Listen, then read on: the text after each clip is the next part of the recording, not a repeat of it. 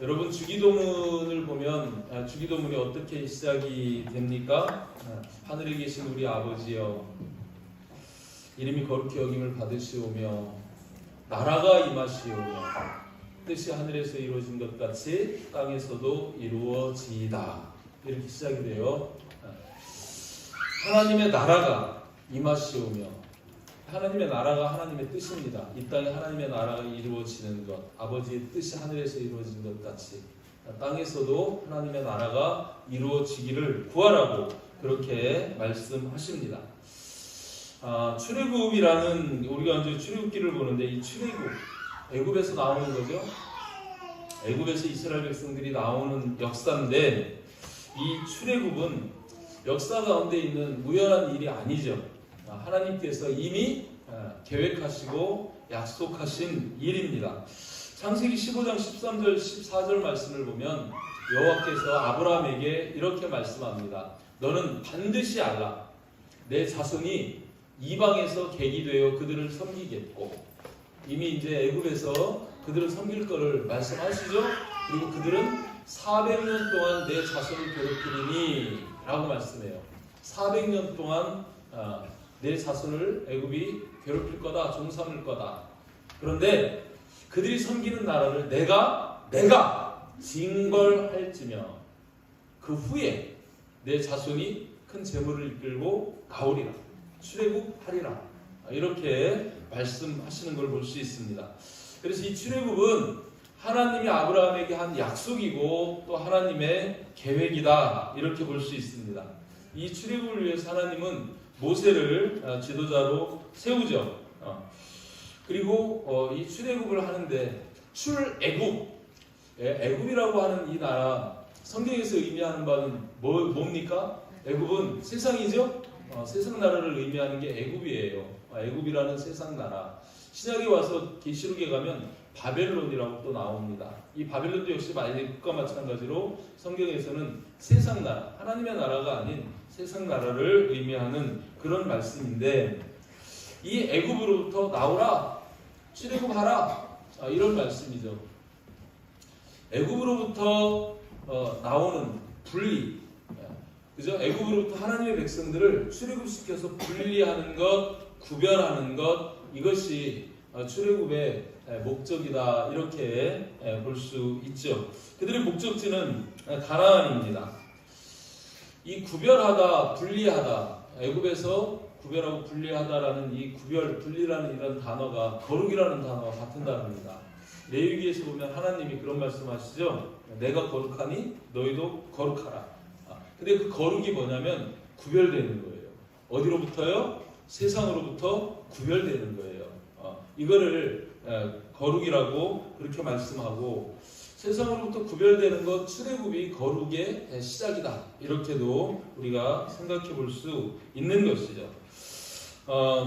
이 이스라엘 백성들이 출애굽을 위해서 하나님이 애굽에 재앙을 내리십니다. 몇 가지 재앙을 내리시던가요? 10가지 재앙을 내리세요. 첫 번째는 피재앙입니다. 이 애굽의 나일강, 하수할 거 없이 나일강의 모든, 애굽에 있는 모든 물이 피로 변하는 거예요. 피는 생명입니다. 그 피로 변한다는 것은 생수로 변하는 게 아니고 죽음의 피로 이렇게 변하는 그런 것들을 보여주시는 거죠. 그 두 번째 재앙이 뭐냐면 개구리 재앙이에요. 그 나일강에서 개구리들이 올라오죠. 개구리들이 올라와서 온 지면을 다 덮습니다. 덮고 가만히 사람만 있어도 좋겠는데 개구리는 물에 올라오면 피부에 물이 말라가지고 죽습니다. 죽으면 썩습니다. 썩는 냄새가 진동을 하는 거죠. 그 죽음의 냄새를 하나님이 이들에게 보여주시는 거죠. 그리고 세 번째 재앙은 티끌이 이가 되는 재앙이에요.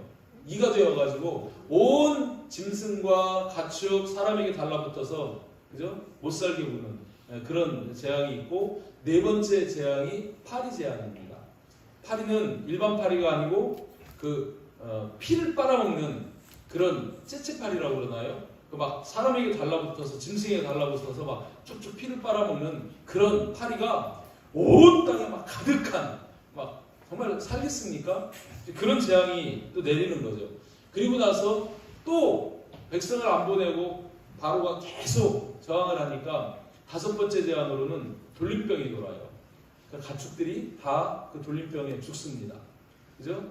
악성 돌림병이 막 도는 거예요. 우리 지금도 보면은 뭐 저희 짐승들한테 막 여러 병들이 돌고 있지 않아요? 가끔 한 번씩 그런 병들이 도는데, 그런 것처럼 그 돌림병이 돌아가지고 애굽에 있는 가축들이 다 죽었다고 표현이 될 만큼 그렇게 그런 병들이 도는 걸 볼 수 있습니다. 그러고 나서 여섯 번째는 악성 종기가 생기죠. 이 악성 종기가 이제 그 모세가 재를 한 움큼 집어가지고 확 뿌리니까 그 재가, 그죠? 악성 종기로 변해가지고 그 사람과 짐승에게 달라붙어가지고 또 괴롭히는 그런 일들이 있고, 오늘 말씀 바로 전에는 우박 재앙이 내립니다. 우박이 그냥 요만한 우박이 아니고 이따만한 그런 막 얼음이 불하고 섞여가지고 하늘에서 떨어지는 거예요. 미리 예고하셨습니다. 그러니까 사람들이 집으로 숨어든 사람들은 그래도 좀 살아남는데, 들에 있던 모든 곡식들, 짐승들, 사람들 할 것 없이 그 우박에 맞아가지고, 그죠? 굉장한 손상을 입는 그런 역사가 있습니다. 여기까지 하나님이 계속 이들에게 재앙을 내리고 또 내려도 이 바울이 이스라엘 백성들을 보내지 않는다는 거예요. 이스라엘 백성들을 안 보냅니다. 그러니까 하나님이 오늘 말씀에 뭘 말씀하세요? 여덟 번째로 메뚜기 재앙을 얘기합니다.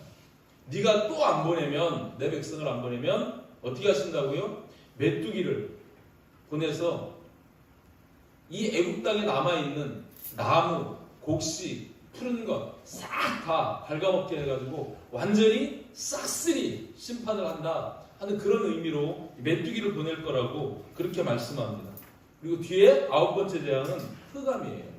어둠에, 그죠? 그 어둠이, 흑암이, 창세기서에도 보면 땅이 혼돈하고 공허하면 흑암이 깊음 위에 있고, 정말 모든 생명이 다 절망 가운데 빠질 수밖에 없는 그런 막 더듬을 만한 흑암이 있을 거다. 실제 또 그렇게 됐습니다. 그리고 드디어 마지막 열 번째 재앙이 뭐예요? 장자의 죽음입니다. 왕인 바로의 장자로부터 모든 가축의 장자, 처음 난 것은 물론이고 하속들의 그 장자까지 이스라엘 백성을 제외한, 그러니까 양의 피를 누설주에 바른 그 이스라엘 백성들을 제외한 나머지 장자들이 다 죽는다. 장자가 죽는다는 것은 망한다는 거예요. 대가 끊어진다는 거예요. 그렇게 그런 재앙을 내릴 것을 이렇게 말씀을 합니다. 그러면서 이 유월절이 이제 제정이 되는 거죠. 그로 말미암아 이 유월절 뒤에 비로소 이스라엘 백성들이 출애굽을 하죠. 그죠? 출애굽을 합니다. 이 출애굽 사건, 이 사건을 두고 출애굽기 12장 2절 3절 말씀에 보면 이런 말씀을 해요. 이 달을 너희에게 달의 시작 곧 해의 첫 달이 되게 하고, 너희는 이스라엘 온 회중에게 말하여 이르라. 이달 열흘에 너희 각자의 어린 양을 잡을지니 이 각 가족대로 그 식구를 위해 어린 양을 취하라. 이렇게 말씀해요. 어린 양은 예수 그리스도를 상징하는 거죠. 그죠? 그 예수 그리스도의 십자가 보혈, 그 보혈을 바르는 그것으로 인해서 어떻게 보면 구약의 이스라엘의 새 역사가 시작이 되는 거예요. 새 역사. 마치 우리 신약의 인류의 기원이 예수 그리스도를 통해서 AD와 BC로 나뉘는 것처럼 이 출애굽 역사를 통해서 이스라엘 백성이 드디어 이제 하나님의 백성으로 천국을 향해 출발하는 그 기점이 되는 것이 바로 이 유월절이다. 이렇게 생각해 볼 수 있습니다. 자, 이렇게 대략적인 배경을 우리가 이제 생각을 하고 오늘 본문 말씀을 통해서 우리에게 주시는 주님의 교훈이 있습니다. 제가 반드시라고 달았는데 반드시 우리가 그렇게 해야 하는 주님의 교훈이 있어요. 자, 첫 번째 보면 이런 말씀입니다. 한번 같이 읽어볼까요? 시작. 반드시 출애굽해야 합니다. 아멘. 반드시 출애굽을 해야 된다는 거예요. 우리가 읽은 본문 말씀 1절에 보면 여호와께서 모세에게 이르시되 바로에게로 들어가라. 이렇게 말씀하죠. 바로는 지금 세상 나라의 정복자예요. 그죠? 사탄 마귀를 예표하는 인물입니다. 그에게 가서 지금 뭘 하라는 거예요? 내 백성 이스라엘을 내보내라는 거예요. 처음 제안부터 이스라엘 백성들을 출애굽시키기 위해서 계속 지금 바로를 바로에게 모세를 들여보내서 요구하는 것은 하나예요. 내 백성을 내보내라 이거예요. 그죠? 그 바로에게 들어가서 내 백성을 내보내라 계속 요구를 하는데 하나님이 이런 말씀을 덧붙입니다. 내가 그의 마음과 그의 신하들의 마음을 완강하게 함은 나의 표징을 그들에게 보이기 위함이며 라고 그들의 마음을 완강하게 해서 계속 하나님이 이렇게 이제 하고 계신 것은 내 표징을 보이기 위함이라는 거예요. 바로의 마음을 완강하게 신하들의 마음을 완강하게 해서 이스라엘 백성들을 내보내지 않게 하는 이유가 뭐냐면 표징을 보이기 위함. 그들에게 애굽의 백성들과 이스라엘 백성들에게 하나님의 하시는 표징을 보이기 위함이라고 그렇게 말씀합니다. 그런 가운데서 지금 10대 재앙을 계속 지금 퍼붓고 있는 거죠. 여러분, 실상 여기에서 하나님의 이 바로의 마음을 완강하게 한다, 막 거절하게 하고 그 마음을 막 그렇게 하는 게 아니고, 이 표현은 그렇게 되어 있지만 실상 어떤 의미냐면 하나님이 저의 마음을 그냥 내버려 두면 저절로 그렇게 완강하게 되는 거예요. 그래서 지금 안 내보내는 거예요. 그럼에도 불구하고 그가 내보낼 때까지 첫 번째 재앙, 두 번째, 세 번째, 네 번째, 지금 이제 여덟 번째 재앙이 오기까지 이렇게 지금 하고 있는 것은 뭐겠습니까? 하나님의 백성을 출애굽시키기 위한 하나님의 거룩한 집념인 줄 믿습니다. 아멘. 하나님 지금 이스라엘 백성을 내보낼 때까지 막 지금 애굽의 바로에게 막 이 재앙을 내리고 있는 거예요. 출애굽시키기 위해서 요구하면서 그렇게 하고 있는 겁니다. 이 속에 또 하나의 숨겨진 의미는 뭐냐면 바로의 나라, 이 세상 나라는 반드시 하나님으로부터 징벌, 진노를 받게 돼 있다라는 것입니다. 이 세상 나라는 반드시 심판받습니다. 아멘? 아멘. 믿으십니까? 아멘. 하나님은 반드시 그렇게 하신다는 거예요. 아멘. 사실 저와 여러분들도 이 세상 나라에 속한 자였고 우리도 하나님의 진노를 받을 수밖에 없는 그런 존재였습니다. 인정하시나요? 아멘. 예수를 믿기 전에는 그랬다는 거예요. 에베소 2장 2절 3절 말씀에 그 말씀이 나옵니다. 그때 너희는 그 가운데서 행하여, 그 가운데가 어딜까요? 세상입니다. 지금 이 세상 가운데 행하여 이 세상 풍조를 따르고, 세상 사람들은 당연하죠? 세상 풍조를 따르는 거예요. 세상이 흘러가는 그 흐름을 따라가는 거예요. 그리고 공중의 권세 잡은 자를 따랐으니, 하나님을 따라야 되는데 공중의 권세 잡은 자를 따르는 마귀의 자녀가 되어서 그렇게 했다는 거예요. 그러면서 그 공중 권세 잡은 자가 누구냐면 지금 불순종의 아들들, 불신자들 가운데 역사하고 있는 영이라는 겁니다. 마귀의 영이라는 거예요. 이렇게 말씀합니다. 그런데 전에는 우리도 다 그 가운데서 우리 육체의 욕심을 따라 지내며, 영을 따라 살아야 되는데 육체의 욕심을 따라 지내며, 육체와 마음이 원하는 것, 정욕을 따라서, 탐심을 따라서 그렇게 하고 다른 이들과 같이 본질상 진노의 자녀였던 것이 우리들이라는 겁니다. 아멘? 아멘. 이런 세상에서 뭘 하시기를 하나님이 지금 원하시냐면 출애굽 하시기를, 출세상 하시기를 하나님이 원하신다는 거예요. 아멘? 왜요? 이 세상 나라는 하나님의 진노의 대상입니다. 재앙이 있습니다. 심판이 있습니다. 아멘? 아멘. 그래서 하나님은 우리들이 이 출애굽하기를 원하시고 이 세상이 심판받는 세상이라는 것을 우리에게 보여주시는 겁니다. 성경에 이 하나님이 창조하신 창세기를 지나서 바로 이어지는 게 출애굽기인데, 이 출애굽은 출애굽기에서만 있는 게 아니고 계시록에서도 말씀하셔요. 성경의 맨 끝자락에 계시록 18장 4절에 가서 보면 거기에서 하나님이 이렇게 우리에게 음성을 들려주십니다.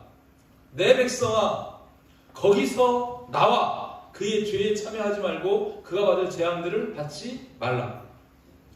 무슨 말씀이에요? 거기서 나오라는 거예요. 애굽에서, 바벨론에서 나오라는 거예요. 여기에서 이제 바벨론을 이야기합니다. 거기서 나와서 그의 죄에 참여하지 말고, 세상 죄에 참여하지 말고 그가 받을 재앙들을 받지 말라. 그가 받을 심판을 받지 마라. 멸망을 당하지 마라. 거기서 나오라. 이렇게 말씀하는 거예요. 그래서 우리는 반드시 출애굽해야 되는 것입니다. 아멘. 이스라엘 백성들이 출애굽해가지고 어디로 가든가요?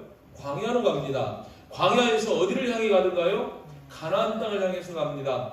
그러면 우리가 출애굽이 없다면 가나안이 있겠습니까? 출애굽을 하지 않았는데 천국에 갈 수 있겠습니까? 이거 아닌 거예요. 그죠? 그래서 우리가 천국 가기 위해서는 반드시 출애굽을 해야 된다는 것입니다. 아멘? 아멘. 믿으시길 바랍니다. 아멘. 이 출애굽이 그럼 뭐냐? 애굽을 떠나는 건데 그럼 세상을 떠나라는 얘기냐? 지구를 떠나라는 얘기냐? 그런 얘기 아니죠? 그런 얘기 아니고 우리의 생각과 모든 가치관을 바꾸는 거예요. 세상 기준에서 하나님 기준으로 바뀌는 겁니다. 쉽게 얘기하면 우리의 모든 생각과 모든 삶이 성경적 가치관과 성경적 세계관으로 바뀌어서 하나님의 말씀을 따라 사는 말씀 중심의 삶, 복음 중심의 삶, 그런 삶으로 바뀌는 것, 그것을 하나님은 출애굽의 삶이라고 그렇게 깨우쳐 주시는 겁니다. 여러분 어떻습니까? 지금 우리가 이 땅에 살면서 여러분들은 세상적인 방법과 세상적인 삶, 그것이 기준입니까? 아니면 하나님의 백성으로서 마땅히 하나님의 말씀이 기준이 됩니까? 한번 생각해 보시기를 바랍니다. 어떤 삶을 살고 계시는지. 하나님의 말씀이 기준입니다. 그래서 하나님의 말씀을 캐논이라고 해요. 그게 잣대예요. 우리의 삶이 바른지 그른지는 하나님의 말씀을 딱 대보면 알아요. 하나님은 그것으로 우리가 옳고 그름을 분별하시고 판단하십니다. 아멘? 아멘. 하나님의 말씀대로 사는 삶, 예수 그리스도의 복음을 따라 사는 삶, 그래서 그 말씀대로 사는 삶이어야 그게 출애굽한 삶이라고 그렇게 말씀할 수 있다는 거예요. 여러분의 삶이 말씀 기준의 삶으로 바뀌시기를 주님의 이름으로 축복합니다. 아멘. 하나님은 세상을 떠나라고 말씀하는 게 아니고 이 세상 가운데 우리가 하나님의 말씀으로 빛을 비추기를 원하셔요. 아멘? 그래서 요한복음 3장 16절에 그런 말씀 하시잖아요. 하나님이 세상을 이처럼 사랑하사 독생자를 주셨으니 거기에 세상이 세상 나라가 아니고 불신자들이에요. 사람입니다. 그죠? 우리들이에요. 우리를 사랑해서 독생자를 주셨다는 거예요. 그렇게 말씀하시죠? 그죠? 그러면서 또 마태복음 5장 16절에서는 뭐라고 말씀하시냐면 너희는 세상의 빛이라고 말씀하시면서 이같이 너희 빛이 누구 앞에 비치게 하라고요? 사람 앞에 비치게 하라는 거예요. 세상을 떠나서 중들처럼 저 속세를 떠나 뭐 산속으로 들어가는 게 아니라 이 세상 가운데에서 하나님의 말씀의 빛을 비추며 사는 거룩한 하나님의 백성들이 되는 것이 출애굽한 인생인 줄 믿으시길 바랍니다. 그래서 너희 착한 행실을 보고 하나님께 영광 돌리게 하는 삶으로, 복음적인 삶으로 그렇게 바뀌라고 말씀하시는 거예요. 야고보서 1장 27절에서는 하나님을 경외하는 경건의 삶을 또 이렇게 표현합니다. 하나님 아버지 앞에서 정결하고 더러움이 없는 경건, 곧 이거는 사람이 인정하는 게 아니고 하나님이 인정하는 경건이 뭐냐, 하나님 앞에서 더러움이 없는 그 경건이 뭐냐, 고아와 과부를 그 환난 중에서 돌보는 거라고 첫 번째로 말씀합니다. 고아, 늘 말씀드려요. 하나님 아버지 없는 고아들, 예수 그리스도를 신랑으로 맞이하지 못한 영적 과부들, 그들을 멸망의 환난 가운데 돌아보는 것, 이게 복음적인 삶이에요. 전도자의 삶입니다. 그러니까 하나님이 원하시는 삶이에요. 사복음서에서 우리에게 주신 사명이 그렇고 주님의 뜻이 그렇습니다. 그죠? 복음의 증인이 되어서 그들을 구원하는 삶, 이런 삶이 출애굽한 인생의 삶이라는 거예요. 그런 삶을 살기를 원하십니다. 그러면서 또 하나 뭘 말씀하시냐면 자기를 지켜서 세속에 물들지 않는 것이라고 말씀합니다. 세상적인 가치 기준, 세속적인 삶, 세속적인 그런 것들에 물들지 않고 하나님의 백성으로 하나님의 말씀 따라 사는 그런 삶이 되는 것을 하나님은 경건이라고 그렇게 말씀하시는 거예요. 아멘? 아멘. 우리의 삶이 하나님의 나라, 하나님의 뜻을 이루는 삶이 되기를 주님의 이름으로 축복합니다. 아멘. 아멘? 아멘. 두 번째로는 이런 말씀하셔요. 또 한번 읽어봅니다. 시작. 반드시 하나님을 자녀에게 가르쳐야 합니다. 자, 누구를 가르쳐야 된다고요? 누구를요? 누구에게요? 자녀에게. 반드시 하나님을 자녀에게 가르쳐야 된다는 거예요. 오늘 본문 말씀에 보면 2절에 첫 번째로는 그런 말씀이죠. 바로의 마음을 완악하게 하는 이유는 내가 그들에게 표징을 보이기 위함이 첫 번째 이유였어요. 그런데 그 다음에 2절에서 뭐라고 말씀하시냐면 너에게 내가 애굽에서 행한 일들, 그 표징들, 내가 그들 가운데서 행한 그 표징을 내 아들과 내 자손의 귀에 전하기 위함이라고. 궁극적인 그 두 번째 목적은 뭐냐면 하나님이 이들을 출애굽시키기 위해서 애굽에서 행한 그 기적적인 기사, 이적, 표징을 내 아들과 내 자손의 귀에 전하게 하기 위함이라고 그렇게 말씀하십니다. 그들에게 가르치게 하기 위함이라고 말씀하십니다. 왜요? 이 이스라엘 백성들, 하나님이 출애굽하기 전에 막 내렸던 그 10가지 재앙을 이스라엘 백성들은 보았습니다. 경험했습니다. 그죠? 그 재앙을 경험했는데 그 다음 세대들은 그 경험을 못하는 거예요. 보질 못했어요. 앞에 선대는 보았습니다. 그 본 것을 보지 못한 내 자녀와 후손들에게 전하게 하는 것이 하나님의 목적이라는 거예요. 아멘? 그걸 전해야 된다는 겁니다. 그로써 그걸 전함으로 말미암아 너희가 내가 하나님인 줄을 알리라. 너만이 아니고 너를 포함한 우리 후손들까지도 하나님이 하나님 되심을, 하나님이 여호와이심을 그거를 알 거라고 그렇게 말씀합니다. 여러분, 하나님이 아담과 하와를 창조했어요.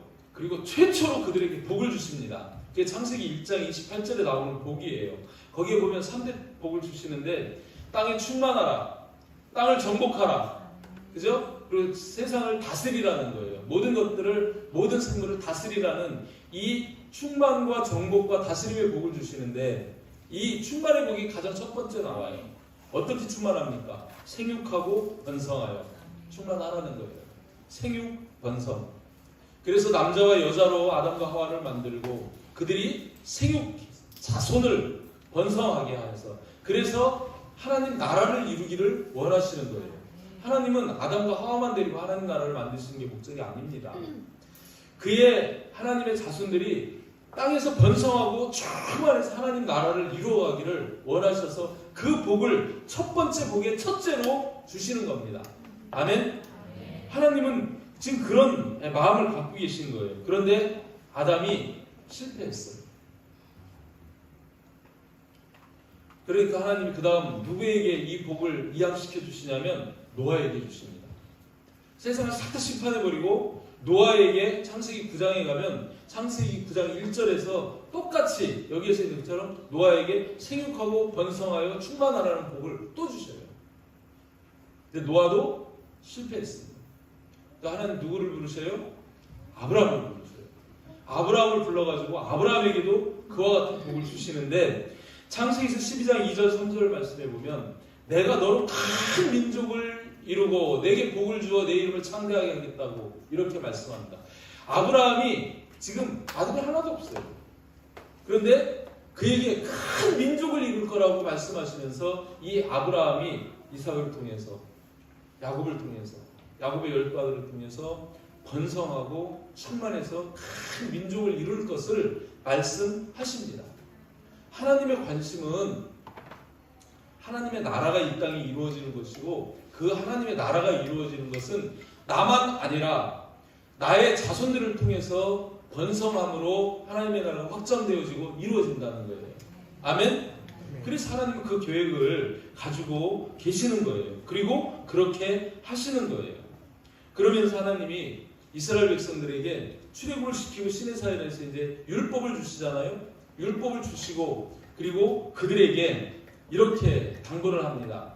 신명기서 4장 10절에 보면 그 장면이 나오는데 내가 호렙산에서 내 하나님 여호와 앞에 섰던 날, 이스라엘 백성들 다 올라오라고 그래요. 장로들 대표들을 올라오라고 그래요. 그래서 여호와께서 그들에게 말씀하시기를 나에게 백성을 모으라. 내가 그들에게 내 말을 들려줘. 뭐를 들려준다고요? 하나님의 말씀을 들려주어서 그들이 세상에 사는 날 동안 나를 경외함을 배우게 하며, 먼저 하나님 경외함을 배우게 하고, 그리고 최종적인 목적은 뭐예요? 그 자녀에게 가르치게 하리라.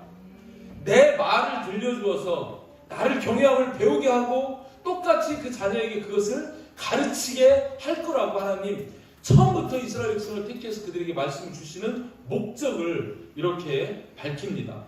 그리고 조금 더 뒤로 가면 신명기서 6장 6절 7절 가면 거기에서 이렇게 말씀하셔요.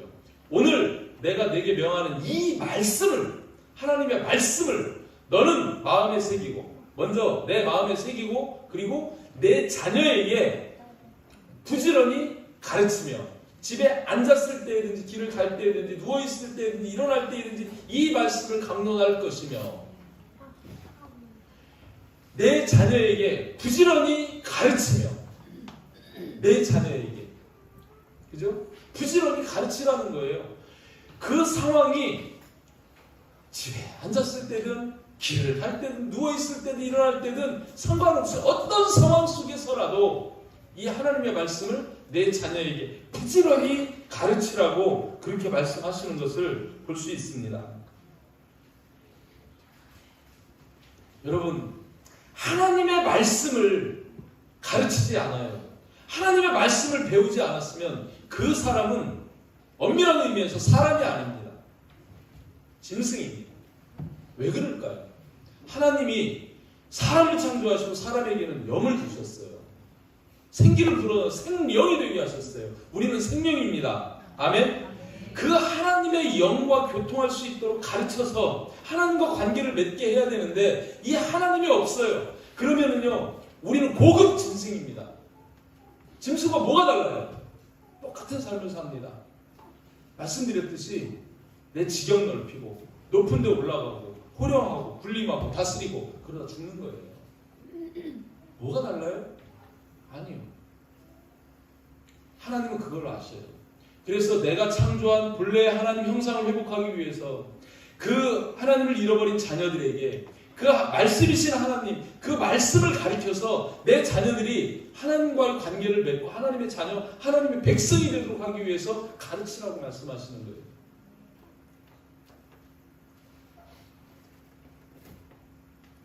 사람은요, 교육하는 동물이라고 그런 말도 있어요. 사람은 교육을 통해서, 가르침을 통해서 사람이 사람다워지는 거죠. 가르치지 않으면요, 사람다워질 수가 없습니다. 근데 특별히 하나님은 하나님의 말씀을 내 자녀에게 부지런히 가르치라고 이렇게 말씀해요.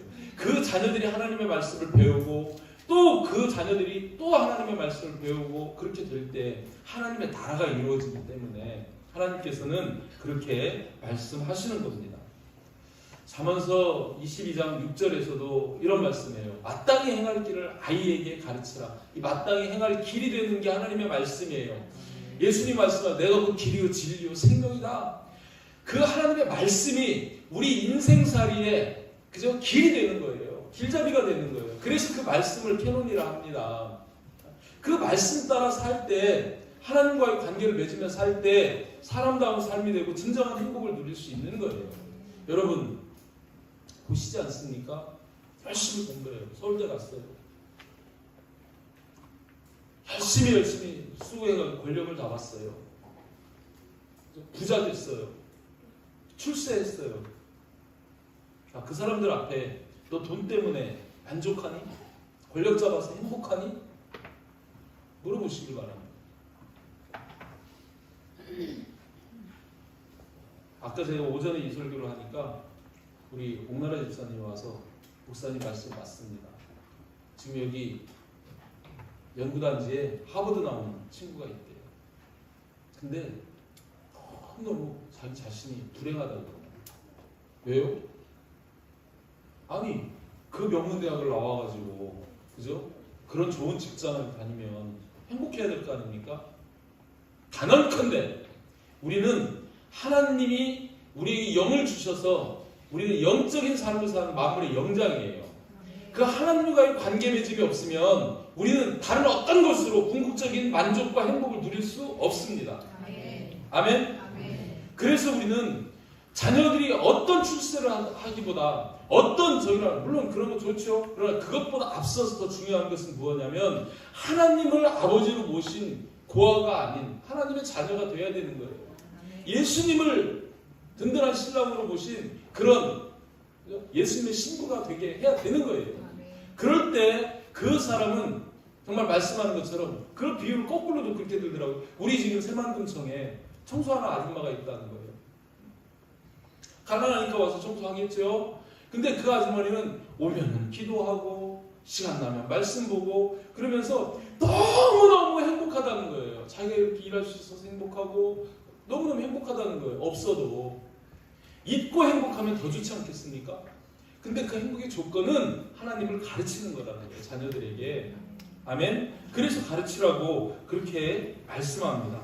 요엘서 1장 3절에서는 심지어 이렇게 말씀하잖아요. 너희는 이 일을, 내가 행한 일을 너희 자녀에게 말하고 너희 자녀는 그걸 듣고 믿고 또 자기 자녀에게 말하고 그 자녀는 또 하나님의 일을 믿고 그걸 따르며 그 자녀는 후세에 말할 것입니다. 계속 하나님은 그 후손이 하나님의 말씀으로 가르침을 받고 하나님의 백성으로 점점 생육, 번성, 충만해서 하나님 나라를 이루어가기를 하나님은 원하신다는 거예요.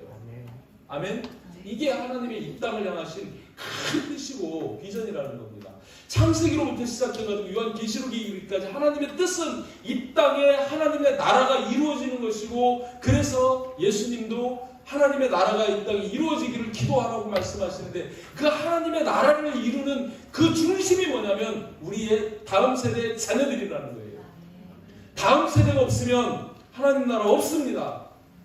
아멘? 여러분이 지금 예수님을 믿어요. 평생 예수님 믿는다고 그래요. 여러분 앞으로 50년, 60년 살 거예요. 근데 만약에 우리 자녀들이 믿지 않으면 우리 당대에서 하나님 나라는 끝나는 거예요. 아닙니까?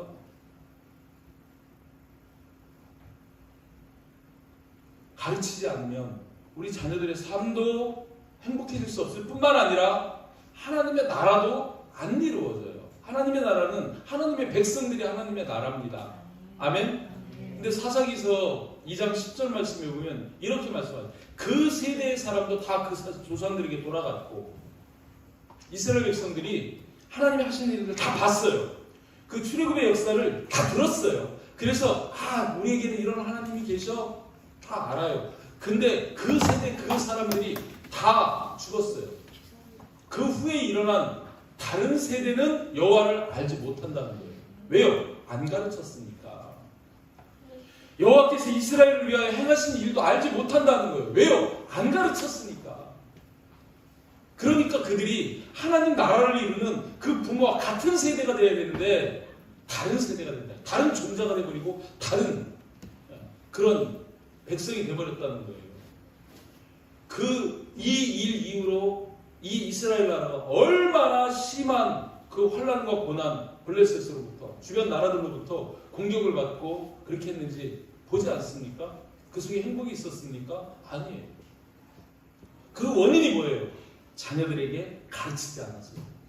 가르치지 않았기 때문에.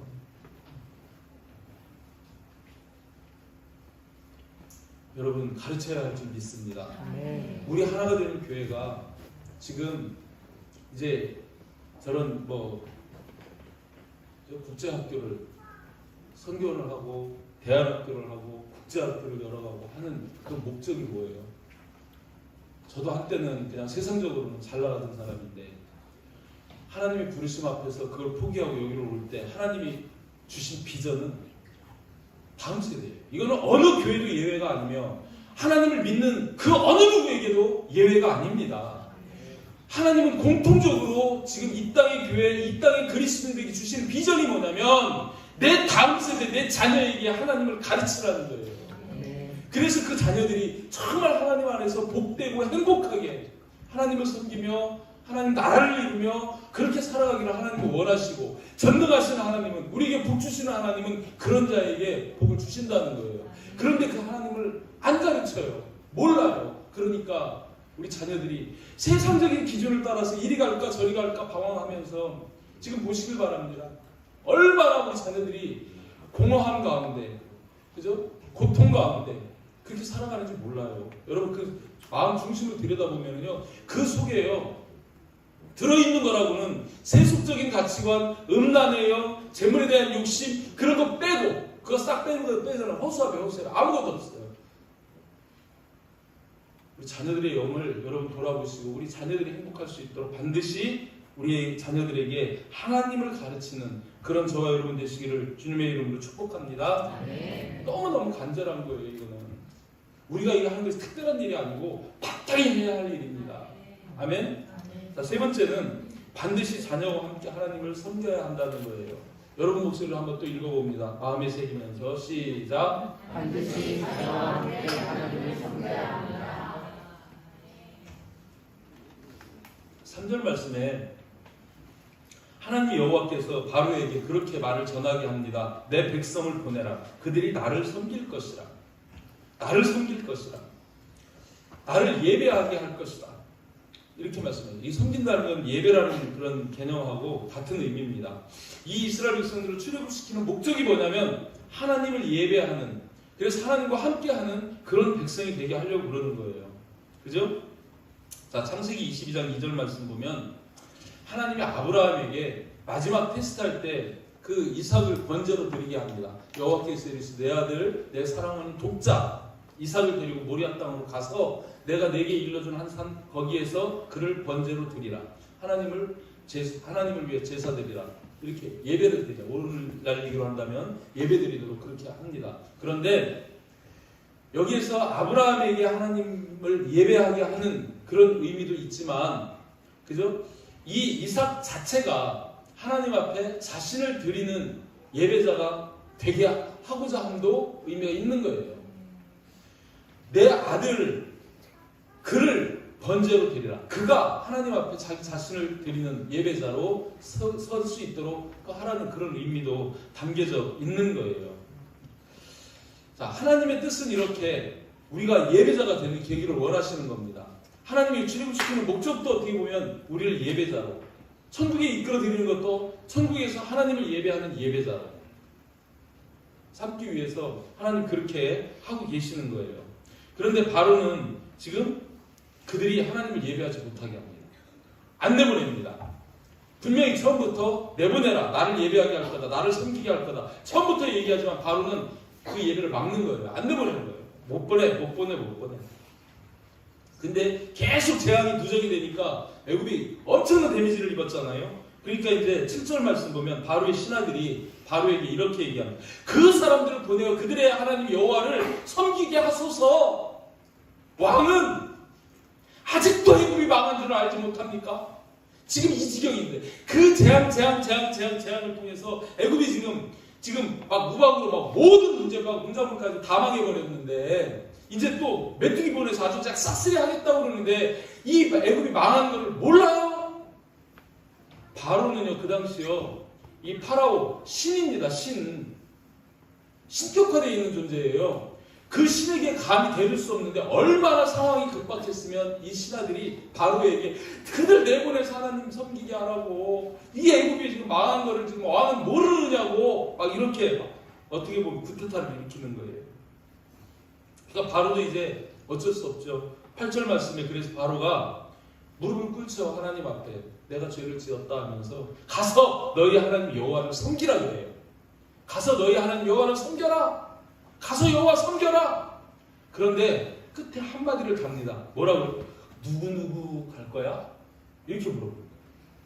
가서 여호와 섬기라 그래 놓고 뒤에 갈 자는 누구냐? 이렇게 지금 물어보는 거예요.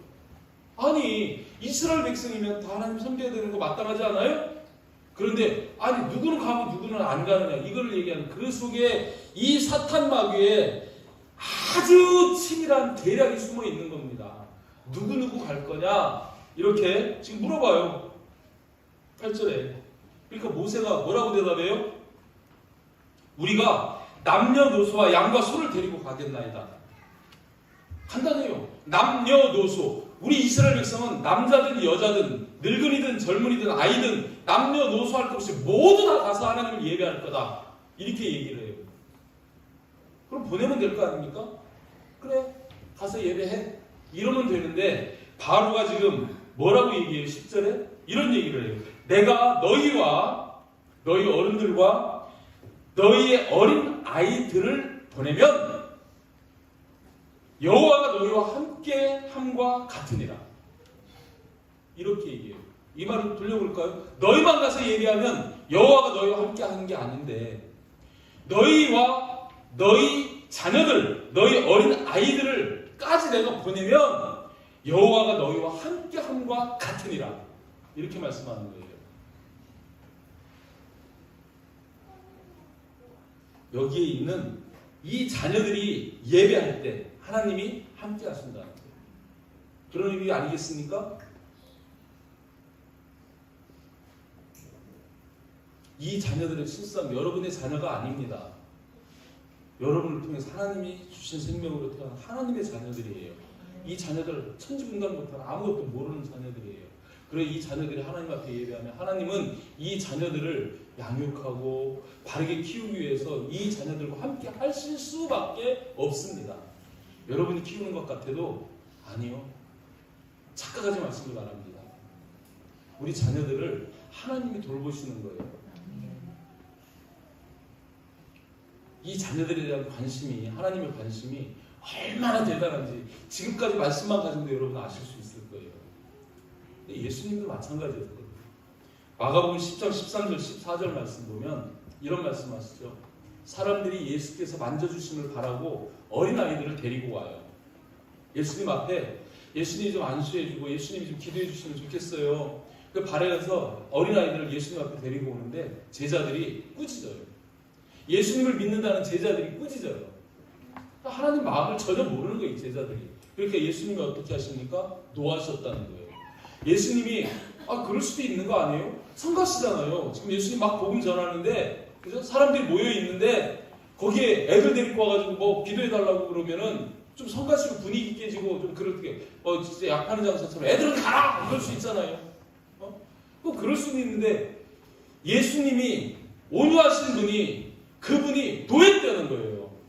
노하셔서 화를 내시고 이르시면서 어린아이들이 내게 나오는 것을 용납하고 금하지 마라. 어린아이들이 내게 나오는 것을 용납하고 금하지 마라. 이 나쁜 놈들아. 화를 내셨다는 거예요. 노하셨다는 거예요. 예수님의 관심이 지금 어디 있는 거예요? 어린아이들한테. 하나님도 마찬가지, 예수님도 마찬가지. 이렇게 하나님은 다음 세대를 향한, 그 어린아이들을 향한 놀라운 관심과 그들을 통해서 하나님의 나라를 이루시기 위한 열망이 있으시다는 겁니다. 이게 하나님의 마음이에요. 하나님의 뜻입니다. 우리가 지금 그 하나님의 마음을 시원하게 해드리는 일을 하고 있는 거예요. 아멘? 너무 귀한 일입니다. 거꾸로 집어넣고 이렇게 노하시는데 우리가 어린아이들을 품고 그 아이들을 하나님의 자녀로 가르치고 양육하고 나가면 주님이 춤추시지 않겠습니까? 아이고 고맙다, 아이고 좋다, 너무 고맙다, 너무 잘한다 막 춤추시지 않겠습니까? 노하셨다면 애들이 나오는 거를 그마니까 그 제자들에게 막 노하셨다면 우리가 다음 세대를 키우는 일은 하나님이 춤추시는 일입니다. 아멘? 하나님 너무 기뻐하시는 일이라는 거예요. 반대로 사탄은요 최고로 지금 막아야 할 일이 우리 자녀들이 와서 예배드리는 거 그걸 막는 거예요. 여기에서도 말씀만 11절에서 그렇게 얘기합니다. 그렇게 하지 말고 바로가 지금 그 모세에게 얘기하는 거예요. 그렇게 하지 말고 너희 장정만 가서 여호와를 섬기라. 아이들은 안 돼. 아이들을 보내면 여호와가 함께 하시는 꼴이 되니 안 돼. 너희를 계속 내 하숙으로 종으로 붙잡아 줄 건데 너희들만 가서 하나님 앞에 섬기고 예배해. 아이들은 안 돼. 아이들은 못 보내. 이런 거예요. 아니 지금 애굽에 첫째 재앙부터 막 일곱째 재앙까지 하고 막 신하들도 다 망했다고 그러는데 애들 보는 게 뭐 중요해요? 그걸 보내면 안 돼요? 보내면 조용할 거 아니에요. 그죠? 근데 바로가 끝까지 지금 아이들을 안 보내요. 그리고 쫓아냅니다. 애들은 못 보내. 애들은 못 보내니까 나가! 그래가지고 보면은 이에 그들이 바로 앞에 쫓겨나니라. 왜 쫓겨나요? 쫓겨나는 이유가 뭐예요? 뭐 때문에 쫓겨납니까? 이들이 지금 아이 때문에. 아이가 가느냐 마느냐는 것 때문에 쫓겨나는 거예요. 바로가 지금 타협을 못하는 그 중심에 뭐가 있어요? 다음 세대 아이가 있는 거예요. 장정만 가서 예배해라. 너희 어른들만 가서 예배해라. 지금 이 자리에 여러분 부모 세대만 와서 앉아있다 그러면은 여러분 자녀들 함께 예배하시기를 주님의 이름으로 축복합니다. 여러분 천국 믿으세요? 천국 가시고 싶으세요? 예수님 믿어야 가죠? 하나님 믿어야 가죠? 예배자가 되어야 할 거 아닙니까? 여러분 자녀 사랑하시나요? 진짜 사랑합니까? 그럼 자녀는 예배 안 드리고 지옥 가도 괜찮아요?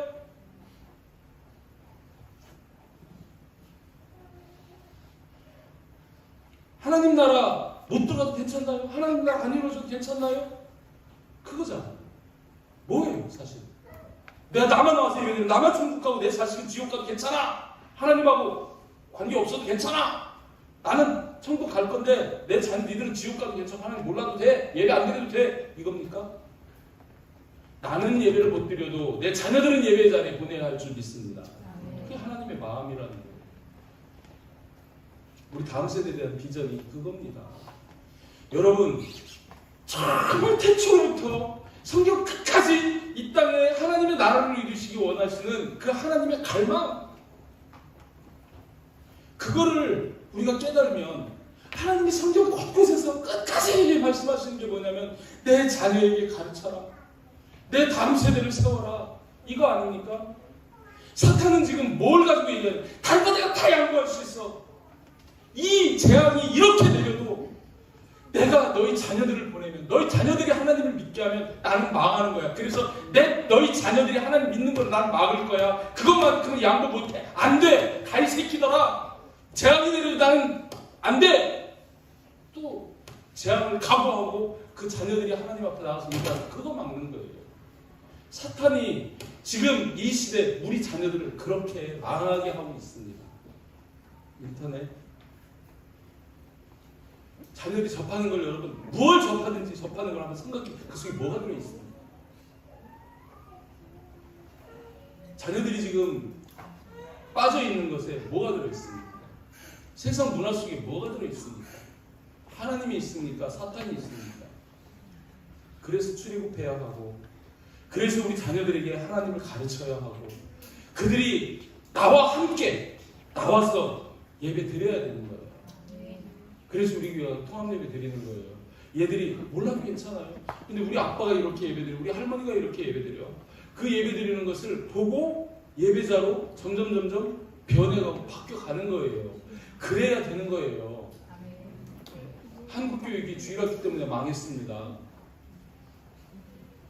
부모와 함께 예배하지 않아요. 애들 따로 모아요. 재밌게 해요. 영성은 하나도 없어요.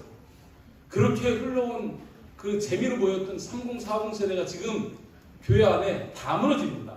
지금 30, 40 세대가 주일학교가 번성할 때 그 주일학교 거쳤던 사람들이거든요. 그런데 실상 그들조차도 지금 교회에서 떠나가는 거예요. 왜 그렇습니까? 하나님을 제대로 안 가르치니까. 재미만 가르치니까. 하나님을 제대로 안 가르치니까 그런 거예요. 기껏해야 전도사가, 부교육자가 맡아가지고 깨우쳐야 합니다. 하나님을 가르치지 않으면 우리의 다음 세대는 다음 세대가 아닌 다른 세대가 된다는 거예요. 그죠? 정말 하나님의 마음을 품으시기를 바랍니다. 지금 이 마지막 때 그래도 그 심정을 알고 몸부림치면서라도 우리 자녀들에게 하나님 나라를 가게 시켜줘야 된다는 거예요. 여러분, 아이에게 가르치라고요. 12살까지예요. 아이는 12살까지를 아이라고 얘기해요. 성경적인 아이라는 단어 자체가 그 의미예요. 우리 지금 초등학생까지입니다. 그 전에 이 아이들에게 성경적인 세계관, 가치관으로 딱 중심을 딱 잡아주고 틀을 딱 잡아주면 어떤 것이 들어와도 성경적으로 판단해요. 하나님의 말씀을 기준으로 판단해요. 옳고 그름을 분별합니다. 그런데 이게 없어요. 세상적인 가치관이 먼저 들어왔어요. 근데 세상 그림에 꽉 찼어요. 돈 벌어야지, 성공해야지, 권력 잡아야지, 잘 살아야지, 그죠? 군림해야지. 높은 데 올라가야지. 땅 넓혀야지. 아파트 평수 넓혀야지. 이런 세상같이 기준이 여기 딱 쩔어 있으면은요, 안 바뀝니다. 바뀌기가 쉬운가요? 지우개로 지워지나요? 모든 걸 생각해도 자기가 딱 들어있는 그 선입견, 자기의 그 사고 기준, 그 판단 그걸로 걸러서 생각을 하니까 안 되는 거예요. 경험하지 않습니까, 여러분? 늦게 예수 믿으신 분들 바뀌나요? 잘 안 바뀌어요. 믿고 싶어도 안 믿어져요. 생각을 내가 성경적으로 바꾸고 싶어도 먼저 오는 게 세상이 이룬 세상 지식, 내 삶의 경험, 이것이 딱 들이대져가지고 그것으로 하나님의 말씀이 기준이 아니라 내가 경험하고 내가 배우고 세상 지식이 그게 기준이 돼가지고 그거로 판단하고 그거로 생각하고 그 생각을 따라서 가는 거예요. 기준이 달라요. 안 바뀝니다. 어렵습니다. 네, 그렇습니다. 우리 신앙은 반드시 다음 세대에 전수되어져야 합니다. 하나님은 아브라함의 하나님만이 아니에요. 말씀하시죠? 하나님이 나는 아브라함의 하나님, 이삭의 하나님, 야곱의 하나님 3대를 걸쳐서 말씀하셔요. 나는 이삭의 하나님, 야곱의 하나님, 요셉의 하나님. 나는 그죠? 야곱의 하나님, 요셉의 하나님, 므낫세의 하나님. 나는 수정이의 하나님, 유진이의 하나님, 유은이의 하나님이라고 말씀하시는 거예요. 아멘. 여러분, 정말 우리 교회가 지금 이 다음 세대를 위한 이런 사역들을 해나감에 있어서 이 하나님의 그 갈망, 하나님 나라를 세우기 위해서 어떻게 해야 되는지, 다음 세대에 없는 하나님의 나라는 없다. 이거를 두고 우리 교회에 주신 이 비전과 그 의미를 여러분 마음속에 새기시고 깨달아서 정말 그 어떤 것보다 중요한 다음 세대를 세우는 이 사역의 아름다움, 또 귀하게 협력하는 그런 동역자들이 되기를 주님의 이름으로 축복합니다. 오늘 3가지 말씀했습니다. 출애굽하시길 바랍니다. 하나님을 자녀에게 가르치시길 바랍니다. 하나님께 함께, 자녀와 함께 예배하는 그런 우리가 되기를 주님의 이름으로 축복합니다.